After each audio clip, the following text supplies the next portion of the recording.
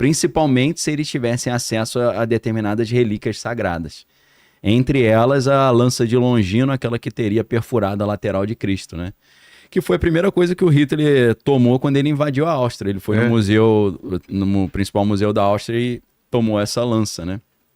Porque eles tinham uma concepção que o Terceiro Reich seria a consequência do o Império Romano, evoluiu para o Sacro Império Romano Germânico e dali eles restaurariam como se fosse um novo Império Romano, um terceiro Império Romano, por isso que é o terceiro reinado, né, Terceiro Reich, através principalmente das relíquias da coroa e a lança de Longino. Ele achava que se ele tivesse as duas relíquias, ele seria invencível e ia criar um reino de 1000 anos. Que nem a gente vê no filme do Indiana Jones, os caras foram atrás também da arca. Exatamente isso. Isso está documentado no livro do Sidney Kirkpatrick, que é As Relíquias Sagradas de Hitler. Aí eu tive que falar o nome, né? Mas hoje a gente tem documentação disso, né? Existem... O próprio livro do John Ronson, que é Os Homens que Encaravam Cabras, é uma boa documentação. E, na verdade, isso já... Aí, fazendo o link, isso já acontecia no contexto da Segunda Guerra Mundial, né? Segunda Guerra Mundial, o Joseph Mengele, ele não estava brincando de serviço. Ele realmente estava ali tentando desenvolver soldados, super soldados, né? Ele tinha carta branca, tinha cobaias à vontade, que não tinha o menor poder de decisão. Tinha orçamento à vontade. Mas isso começa na Segunda Guerra ou esse projeto da Alemanha, do exército, já estava acontecendo antes? E eu acho que ele ganha força quando o Adolfinho Bigodinho chega ao poder. O nojento, né? Sei. Eu evito até de falar o nome desse cara, para não incentivar a galera. Não atrair coisa ruim. Então eu acho que foi ali que eles tiveram esse insight. Mas é claro que tem uma concepção mística dos alemães naquela época que incentiva isso. Por quê, hein? Porque principalmente do grupo dos alemães da época, o Himmler foi o cara que mais investiu nessa parte sobrenatural, espiritual. Então eles começaram a tentar justificar aquela ideia da raça superior alemã, os arianos, revendo a história. Eles foram revendo a história, chegando, através da teosofia da Helena Blavatsky, eles chegaram até a história de Atlântida. E com a história de Atlântida, eles partiram do princípio que esses grupos arianos são descendentes de civilizações da Atlântida, que eram filhos dos deuses nórdicos, né, descendentes de Odin, de Thor, de Bor, né, desses deuses nórdicos, e são como se fossem semideuses. Eles têm um DNA divino. Sim. E por isso eles têm essas habilidades excepcionais. Então, com essa concepção mística, eles começam a tentar desenvolver essas habilidades nos soldados. Aí entra a sociedade secreta Thule, né? E o conceito do Vril. O Vril é essa energia espiritual que pode ser mobilizada para fazer com que os alemães se tornem invencíveis. Principalmente se eles tivessem acesso a determinadas relíquias sagradas. Entre elas, a lança de Longino, aquela que teria perfurado a lateral de Cristo, né? Que foi a primeira coisa que o Hitler tomou quando ele invadiu a Áustria. Ele foi no principal museu da Áustria e tomou essa lança, né? Porque eles tinham uma concepção que o Terceiro Reich seria a consequência do o Império Romano, evoluiu para o Sacro Império Romano Germânico e dali eles restaurariam como se fosse um novo Império Romano, um terceiro Império Romano, por isso que é o terceiro reinado, né, Terceiro Reich, através principalmente das relíquias da coroa e a lança de Longino. Ele achava que se ele tivesse as duas relíquias, ele seria invencível e ia criar um reino de 1000 anos. Que nem a gente vê no filme do Indiana Jones, os caras foram atrás também da arca. Exatamente isso. Isso está documentado no livro do Sidney Kirkpatrick, que é As Relíquias Sagradas de Hitler. Aí eu tive que falar o nome, né? Esse livro é sensacional, todo baseado em documentação histórica, e ele começa... O autor disse que é um true crime da Segunda Guerra Mundial, né? Ele começa com um alemão naturalizado americano, que é o Walter Horn, né? Que é acho que é um tenente-coronel, que recebeu do general Patton, que foi um general muito famoso da Segunda Guerra, recebeu a missão de resgatar as relíquias sagradas que estavam com Hitler no final da Segunda Guerra. Então ainda estava rolando a Segunda Guerra, estava no final, e esse cara foi com um pelotão. Esse cara era oficial de inteligência do exército americano, um alemão, falava alemão fluentemente, né? Estudou na Alemanha e tudo, naturalizado americano. Ele foi de volta à Alemanha num pelotão de inteligência de operação especial para resgatar essas relíquias. O problema é que quando ele chegou no bunker do Hitler lá, não tava a lança nem a coroa que eles estavam procurando. E sumiu ou já foi devolvido? Até hoje? Eu não sei exatamente onde é que tá, porque eu não me lembro desse detalhe no livro, mas ele mostra uma réplica. E é interessante ter uma entrevista com o Kirkpatrick, que é o autor, ele fala, tô com uma réplica da lança. Essa réplica foi usada no Constantine, no filme. É mesmo? Olha que interessante, né? Fazer uma conexão com a cultura. Que hora que eles usam? Eu não me lembro, cara. Fiquei tentando lembrar a hora que isso entra na jogada lá, mas... Constantine é do malucão lá do Watchmen também, né? Como é que é o nome dele? O Alan Moore? Alan Moore. É dele, Eu acho que não foi ele que... Não sei se ele criou. Ele chegou a dar um espetáculo ali, né? Que era baseado no Sting, né? O visual do Sting. Sim. Que é uma obra interessante pra caramba também, né? É. Talvez ele tenha criado no Monstro do Pântano, deve ter aparecido. Sim. Mas pode ser. Então, esse Walter Horner é o Indiana Jones, pô. É esse cara que tá em busca das relíquias pra tomar de volta dos alemães. Então, realmente, eles estavam atrás, inclusive, da Arca da Aliança, igual você falou. E eu fiquei impressionado, porque eu fui criado assistindo Indiana Jones, né, meu irmão? Aí eu, marmanjo já, cabelo branco, falei, caraca, tem fundo de verdade isso aí, mano. Santo Graal. O Graal, eles estão... O Himmler, principalmente, era ficcionado pelo Graal e pela Arca. Esses caras aí estavam realmente buscando isso. Porque eles acreditavam que ia liberar um poder de Deus, o que era? Eles, com essas relíquias, eles conseguiriam mobilizar esse vril, que seria... Eles poderiam criar uma arma de destruição em massa. E talvez isso tenha dado uma vantagem competitiva bélica para os Estados Unidos, porque enquanto os Estados Unidos estavam fazendo o projeto Manhattan, criando a bomba atômica, eles estavam investindo mais nessa parte mística e na questão mais antigravidade eletromagnética. Ah, é? É. Então aí... Que acabou não dando em nada. Dizem que eles envolveram uma espécie de... como se fosse um OVNI, né? Um disco voador. Que é o The Bell, né? Que é o sino, que era de antigravidade, mas aquilo perto da bomba atômica, né? Não tinha tanta força. E também que os alemães acabaram sendo esmagados de um lado pela Rússia, do outro pelos americanos e os aliados, né? Não deu tempo deles envolverem. Mas a grande questão é que no livro do Kirkpatrick ele mostra que eles tentaram fazer o terceiro Reich, mas deixaram tudo pronto para o quarto Reich.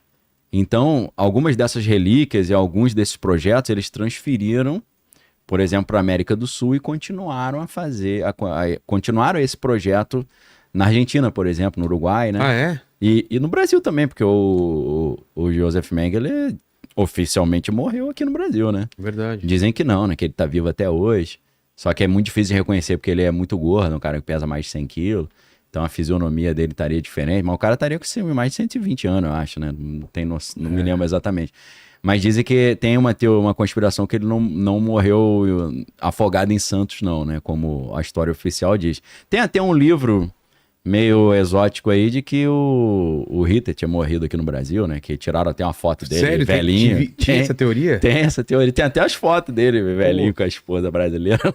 Mano. Nas teorias muito doidas, né? Mas assim, essa parte de que eles estavam buscando as relíquias e realmente queriam achar a Arca da Aliança, e o Hitler acreditava que com a lança ele seria invencível, tá muito bem documentado no livro As Relíquias Sagradas de Hitler. E eles tinham realmente essa visão mística de que eles são descendentes dos deuses. Aí eu... Quem seria o cara? É meio... A pesquisa é interessante, assim. Eu não parei para destrinchar, mas parece ser bem documentado. Mas é surreal, né? Surreal imaginar isso aí, né? Parece o Marquito. Marquito, né? Mas essa busca do ocultismo era uma coisa pessoal também do Hitler? Era pessoal também. Ele tinha essa... Por que ele tinha essa fixação? Ele tinha uma religião, alguma coisa? Então, eles tinham essa ideia das religiões nórdicas tradicionais, né? Então, eles achavam realmente que eles eram descendentes dos povos, eles chamam de Lemúria, né? Que eram os lemurianos lá da Atlântida. E que eles são os herdeiros dessa raça de semideuses que governavam o planeta Terra antes do cataclisma, né? Ou o evento que aconteceu que afundou a Atlântida, né? Inclusive, a gente já falou sobre isso, que existem pirâmides ali no litoral de Cuba, né? No oceano ali, no Oceano Atlântico, né? Atlântida, o Oceano Atlântico é de onde era a Atlântida, né? Então, é estranho isso, né? Submersos? Pirâmides submersas. É fácil de achar também, se a galera quiser procurar. Tem do National Geographic, Discovery Channel, você tem várias matérias, né, sobre isso. É estranho, né? Porque a impressão que se tem é que havia civilizações ali e aquilo afundou, né? Isso aí tá lá no fundo do mar, Que né? doideira, cara. É claro que os caras não construíram isso no fundo do mar, devia ser superfície que afundou, né? Meio que confirmando, entre aspas, a história que Platão traz no trabalho dele da Atlântida, né? Dizendo que era uma civilização muito avançada que afundou, né? Teria afundado. Então, assim, o que era essa religião dos alemães? Nós somos descendentes de uma raça de semideuses e essa raça remonta à antiga Atlântida e nós que temos o direito de governar o mundo e a humanidade. Nós vamos governar se nós conseguimos mobilizar esse poder espiritual que a gente teve acesso nos tempos antigos, chamada Vril, né? E essas reuniões aconteciam dentro da sociedade Thule, que é uma sociedade secreta. Eles estavam querendo criar armas e ao mesmo tempo estavam tentando criar super soldados. Super soldados paranormais também. Não. Ou só os americanos que Não, estavam... na verdade, os americanos continuaram esse projeto. Ah, é? Porque a Operação Paperclip, né, que é famosa, o que acontece? Quando O que era essa operação? quando os americanos venceram a Segunda Guerra, em vez de mandar todos os cientistas top de linha alemães pra cadeia, eles deram salvo-conduto pra alguns, né? Vem aqui. Ele falou, ó, tem duas opções. Ou você vai pro Chilindró eternamente, pega até uma pena de capital aí, ou você vem trabalhar pra cá. Qual que você prefere? É a história do Wernher von Braun, né? O Wernher von Braun era da SS, que era top de elite dos caras, né? O cara tinha que comprovar 10 gerações de raça ariana pra conseguir participar da parada. É difícil, né? Fazer essa genealogia aí. Você volta quase em Adão e Eva, né? Total. Esse cara criou a NASA, pô. Foi cooptado, falou, ó, pô, a gente gosta muito de você, você é um cara brilhante, então... Ele fazia pesquisa de propulsão. Ele era um cientista aeroespacial, né? Ele que fazia as aeronaves, né? Da Luftwaffe, né? Que é a Força Aérea Alemã. Ele que fazia os foguetes, os mísseis e as aeronaves. E devia estar muito à frente da galera. Tava bem à frente. É um negócio assim que você assiste lá Capitão América Primeiro Vingador, você vê o Caveira Vermelha, né? Aquele grupo ali da Hydra. É. Então, é como se a Hydra existisse mesmo, só que fosse esse grupo dos caras do ocultismo, né? Você vê o Caveira Vermelha falando que a gente vai restaurar o poder dos deuses e tal. Era isso. Essa ideia. Era essa ideia. E esqueci o nome do coroa lá, que era o criador lá da Marvel lá. Stan Lee. Stan Lee. O Stan Lee se inspirou nessas histórias, pô. Ele conhecia isso tudo, né? Isso tá no livro Our Gods Wear Spandex, que em português ia ficar estranho, né? Nossos deuses usam lycra. Em português ficou Nossos Deuses São Super-Heróis, que é um livro de um cara chamado Christopher Knowles, não é Nolan não, Christopher Knowles. Nesse livro ele mostra toda a inspiração das histórias em quadrinhos nessas histórias místicas aí da Segunda Guerra Mundial. Inclusive ele fala da Batalha Mística da Inglaterra, que é um tema incrível, que tem tudo a ver com essa história toda que a gente tá falando. Que batalha seria essa? Essa história é incrível, é sensacional, porque tá em vários arcos narrativos das histórias em quadrinho, da cultura pop, né, nerd. A história foi a seguinte: em 1939, quando começou oficialmente a Segunda Guerra Mundial, uma britânica chamada Dion Fortune, que era da Golden Dawn, a mesma sociedade que o Crowley participava, e ela é próxima ao Crowley, né? Ela teve uma ideia era muito nacionalista, né, patriota ela, de entrar na guerra, mas em vez de ser dando tiro, entrar com a magia. Ah, é? Então ela montou uma equipe de magos para poder vencer os alemães na guerra. Então a história, ela tem um livro, né, The Mystic Battle of England, um negócio assim, ou Mystic Battle of Great Britain, né? Como é que ela fazia? Ela dizia que naquela época tinha muita restrição de movimentações e de encontros, inclusive porque o templo dela foi bombardeado pela Força Aérea Alemã, né? Lembrando que na Segunda Guerra Mundial os alemães não conseguiram invadir por terra a Inglaterra, mas eles bombardearam a Inglaterra inteira, né? Os caras iam pro metrô, era uma coisa terrível, né? Quem estudou um pouquinho vê esse drama, né, de Londres. Então Londres foi completamente bombardeado e o templo dela foi bombardeado. Então eles não conseguiam se reunir para fazer os encontros místicos lá, para fazer as magias contra os alemães, né? E na verdade os alemães tinham os bruxos também, que estavam jogando a maldição para cima da Inglaterra, né? Então teve uma batalha de bruxos. Foi a história interessante pra caramba. Batalha de bruxos, tipo Merlin versus... Exatamente. A outra lá, a mulher, né? Que eu esqueci a... Morgana? Morgana, né? É. Nesse nível. Ou no nível do Mágico de Oz, né? É. O Mágico de Oz, você tem a bruxa do bem e a bruxa do mal, né? Na verdade, o Mágico de Oz tem tudo a ver com essa história, né? É mesmo? Ele é mais antigo, mas acabou acontecendo quase que um Mágico de Oz, né? Agora tá lançando o filme recente aí, o Wicked, né? Que é inspirado no Mágico de Oz, que é com a Ariana Grande, né? É a mesma coisa, bruxa do bem, bruxa do mal, uma brigando com a outra. Que na verdade era o que o Crowley já tinha escrito, eu não sei se foi em 1914, no livro Moonchild, né? O livro Moonchild é um livro interessantíssimo do Crowley, que é uma ficção que conta uma história de uma batalha mística entre bruxos do bem e bruxos do mal. E é claro que o Crowley é o bruxo do bem na história, né? Ele pegou vários amigos, o bruxo dele mudou o nome, né? O nome dele eu esqueci, era Cyril Grey, um negócio assim, o nome do Crowley, né? E a ideia era que eles usariam a energia etérea do universo para criar um filho divino, um filho especial. E esse filho seria o salvador da humanidade. E aí o bruxo do mal quer matar essa criança e impedir esse projeto, né? Então é uma história interessante pra caramba. E dizem que esse livro Moonchild foi o protótipo do Mágico de Oz, né?